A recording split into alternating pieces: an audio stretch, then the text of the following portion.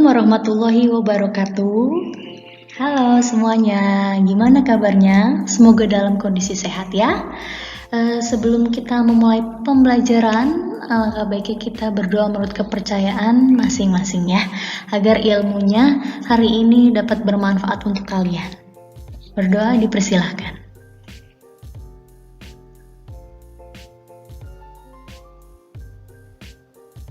Berdoa dicukupkan? Nah, hari ini kita akan belajar tentang zat aditif. Coba kalian perhatikan gambarnya, ini merupakan abang jualan ya, atau emang-emang yang suka berjualan di depan sekolah ya, atau lewat depan rumah kalian. Apa sih yang paling menarik nih dari jajanan abang-abang tersebut nih yang suka mangkal di sekolah atau kita temui di pinggir jalan? Bahkan makanan-makanan di pasar, jajanan di pasar, dan bahkan di restoran-restoran ya yang cepat saji. Apa sih yang paling menarik dari makanan-makanan tersebut? Nih, jika kita lihat dari penampilannya, dari aromanya, kan yang paling pasti menarik itu kan aromanya ya, agar kita tergugah selera untuk mengkonsumsinya. Bentuknya ada berbagai macam, serta warnanya ada merah, kuning, hijau, dan sebagainya macamnya, dan tentunya rasanya pasti harus enak kan, harus umami. Dari penampakan jajanan yang seperti itu, tentu saja banyak sekali bahan makanan yang digunakan dalam proses pembuatannya. Jika kalian beli makanan di supermarket ya, misalkan potato chips, itu kalian tidak akan mungkin merasakan rasa kentang yang sedemikian rupa kan, pasti banyak sekali bahan tambahan yang ditambahkan. Nah, bahan tambahan tersebut disebut dengan zat aditif. Jadi zat aditif merupakan bahan yang ditambahkan secara sengaja dalam proses pembuatan makanan dengan tujuan untuk memperbaiki penampilannya agar menarik, cita rasanya agar enak, agar umami, dan teksturnya lembut, aromanya harum, dan memperpanjang daya simpan makanan tersebut. Jika kita kaji zat aditif berdasarkan fungsinya, itu ada yang berfungsi sebagai pewarna, ada yang berfungsi sebagai pemanis, pengawet, penyedap, pemberi aroma, pengental, dan pengemulsi. Jika kita lihat dari asalnya, zat aditif ini ada yang berasal dari alam, pastinya ya, dan ada yang buatan. Kita akan pelajari dulu zat aditif yang berfungsi sebagai pewarna. Nah, ini pewarna alami, zat pewarna yang diperoleh dari alam ya kan, secara alami itu, dan ini adalah contohnya. Jika kita ingin mewarnai makanan warna kuning, kita bisa menggunakan kunyit. Kalian suka lihat kan opor ayam dan ibu-ibu yang habis masak opor itu pasti tangannya kuning-kuning gitu. Itu karena habis megang kunyit saat memasak. Selain itu juga warna orange kita peroleh dari wortel, ungu bisa dari ubi ungu, hijau dari bayam atau pandan juga bisa, merah dari buah naga, dan lain sebagainya. Tentu saja kelebihannya itu lebih sehat ya anak-anak, karena sesuatu yang dari alam itu pasti menyehatkan dan tidak akan menimbulkan efek samping jika dikonsumsi dalam jangka waktu panjang dan terus-menerus. Tapi semua itu juga ada kelemahannya, jadi warnanya kurang kuat, jadi harus banyak sekali ya pewarnanya diberikan, dan warnanya itu mudah rusak karena kepanasan. Jika kalian memasak terlalu panas, itu pasti warnanya akan pucat banget, tidak keluar gitu, dan jenisnya terbatas karena tidak semua itu dapat digunakan sebagai pewarna. Nah, ini asalnya dari pewarna buatan yang diperoleh melalui reaksi kimia menggunakan bahan kimia yang berasal dari zat kimia sintesis. Nah, ini ya contohnya, ini mereknya ya, yaitu pewarna makanan yang dibolehkan oleh BPOM yang dapat digunakan. Lalu contohnya itu nih ya, ada warna merah. Merah itu berasal dari Alura Red. Dan hijau nih ya, Face Green FCF. Nah, tapi bahan pewarna buatan ini kelebihannya itu juga murah, karena biasanya tuh satu Botol itu tuh yang kecil 6-12 ribu dan itu bisa berkali-kali pakai karena dipakai sedikit aja itu warnanya udah pekat banget dan praktis untuk digunakan. Karena jika kalian menggunakan yang alami itu kan harus diekstrak, harus dibuat dulu ya pewarnanya, sementara ini hanya tinggal tetes saja itu sudah langsung terwarnai. Namun juga memiliki kelemahannya yaitu menimbulkan efek samping jika digunakan terus-menerus dalam jangka waktu yang lama karena sesuatu yang dibuat itu tidak baik ya, jadi pasti akan menimbulkan efek samping. Nah, tapi saat ini tuh banyak banget pedagang yang nakal yang menggunakan pewarna tekstil. Kalian tahu pewarna baju kalian itu untuk mewarnai makanan, jajanan gitu, dan itu yang sangat dilarang karena dapat membahayakan kesehatan tubuh kalian.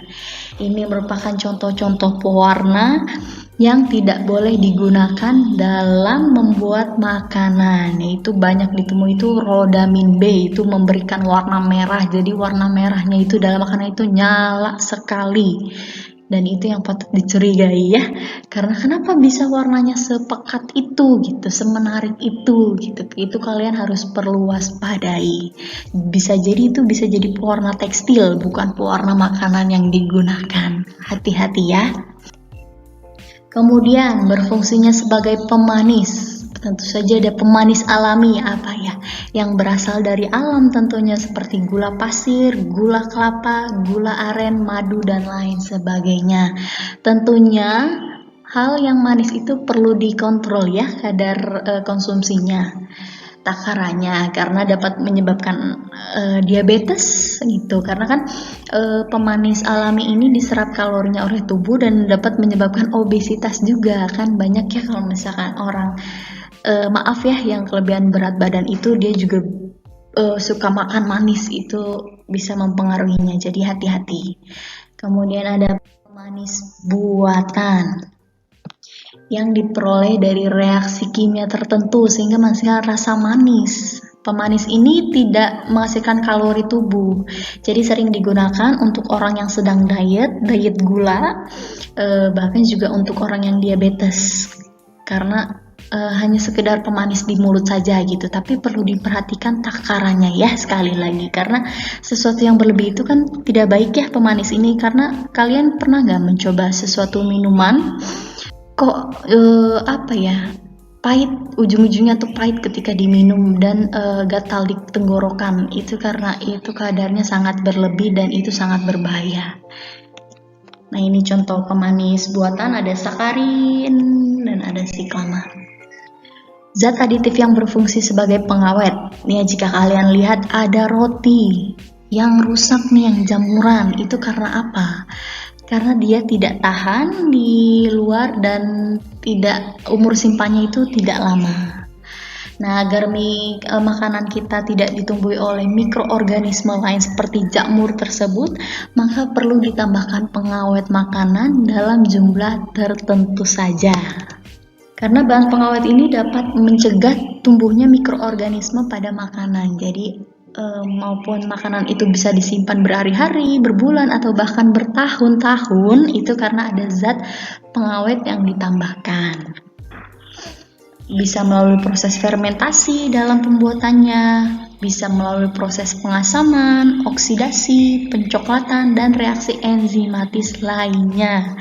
Ini contoh bahan pengawet ya yang biasa digunakan. Contohnya itu asam benzoat, itu untuk mengawetkan kecap dan saus. Asam askorbat itu kalian kalau bisa ke supermarket dan melihat buah-buah kaleng itu diawetkan dengan asam askorbat ya, diberi bahan asam askorbat tersebut.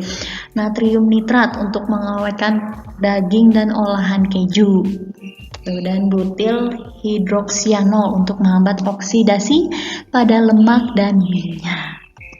Kemudian ada juga proses pengawetan yang secara alami. Contohnya itu dengan pendinginan. Biasanya kan ya kalau kalian di rumah juga di kulkas kalian tuh ada ikan, ada ayam, ada nugget, itu tuh salah satu proses pengawetan yang secara alami. Dan bahkan saat ini kan sedang tren frozen food ya, dan itu dia harus dibekukan dalam suhu minus derajat sekian. Itu fungsinya untuk menambah daya tahan makanan itu sendiri gitu. Jadi bisa lebih lama, bisa lebih fresh. Jadi sehingga ketika digunakan itu tidak basi ya. Kemudian ada dengan teknik pemanisan. Jika kalian pergi ke suatu daerah, ke toko oleh-oleh, tentu kalian akan menjumpai banyak ya toples-toples manisan seperti ini. Nah, ini salah satu cara untuk mengawetkan makanan tersebut. Kemudian ada pengeringan. Pengeringan ini bertujuan untuk mengurangi kadar air yang terkandung dalam bahan makanan tersebut. Jadi kita bisa menyimpannya dalam jangka waktu yang lama. Kemudian pengasapan, ini biasanya untuk ikan ya, ikan yang diasapkan itu dia bisa bertahan sampai seminggu lebih. Dan pemanasan. Kemudian bahan makanan yang berfungsi sebagai penyedap digunakan untuk meningkatkan cita rasa makanan sehingga rasa yang dihasilkan itu adalah umami, jadi enak, sedap dan pokoknya itu sangat ingin dikonsumsi lagi dan lagi. Nah, ini tentu saja ada penyedap alami yang biasa kita gunakan itu cabai, garam, gula, terus rempah-rempah, itu dia bisa sebagai penyedap alami yang menghasilkan rasa-rasanya. Dan juga ada penyedap buatan, biasanya itu contohnya MSG monosodium glutamat atau micin ya. Kemudian juga ada yang berfungsi sebagai pemberi aroma. Ketika kita jajan di pinggir jalan atau misalnya lewat tukang seblak aja kan kita sudah mencium aromanya ya, yang membangkitkan selera kita untuk membelinya tentu saja. Dan juga di rumah misalkan mama kalian masak opor, itu harumnya sudah wangi sekali, jadi membuat perut lapar dan ingin segera mengkonsumsinya ya. Nah, ini zat pemberi aroma ini bisa dari ekstra buah-buahan ya, seperti anggur, seperti nanas, itu bisa diekstrak dulu kemudian ditambahkan ke dalam bahan makanan tersebut, atau bisa juga buatan atau essence. Jadi yang menyerupai yang buatannya diteteskan saja itu sudah memberi warna. Biasanya kalau bikin kue itu pakai vanili ya, itu untuk aromanya biar jadi menarik konsumen sehingga membeli si produknya itu. Kemudian juga ada yang berfungsi sebagai pengental, yaitu bahan tambahan yang digunakan untuk menstabilkan, memekatkan atau mengentalkan makanan. Contohnya itu adalah tepung pati, gelatin, gum, ataupun agar-agar. Nah, ini contohnya ya, contoh makanan yang menggunakan pengental. Capcay, kuah capcay itu kenapa bisa kental? Dia ditambahkan tepung pati, cairan tepung pati, jadi dicairkan dulu si tepung patinya kemudian ditambahkan dalam kuahnya. Dan saus tomat ya, kenapa saus-saus itu bisa kental? Tentunya ditambahkan pengental. Dan ya, bubble gum atau permen karet. Dan yang terakhir itu adalah fungsinya sebagai pengemulsi. Dapat mempertahankan penyebaran lemak dan air. Jadi agar kan minyak sama air itu tidak dapat tercampur ya. Dengan emulsi ini si minyak dan air ini dapat tercampur. Contoh emulsifer itu adalah lecitin, gliserin, kuning telur. Nah, itu contohnya itu di mayones. Mayones itu kan ada lemaknya ya, dan juga di butter atau mentega nih ya, dan ice cream. Ya, sekian pembelajaran kita hari ini tentang zat aditif. Semoga bermanfaat dan see you in next video di zat aditif. Jangan lupa dikerjakan tugasnya dan tetap mematuhi protokol kesehatan. Assalamualaikum warahmatullahi wabarakatuh.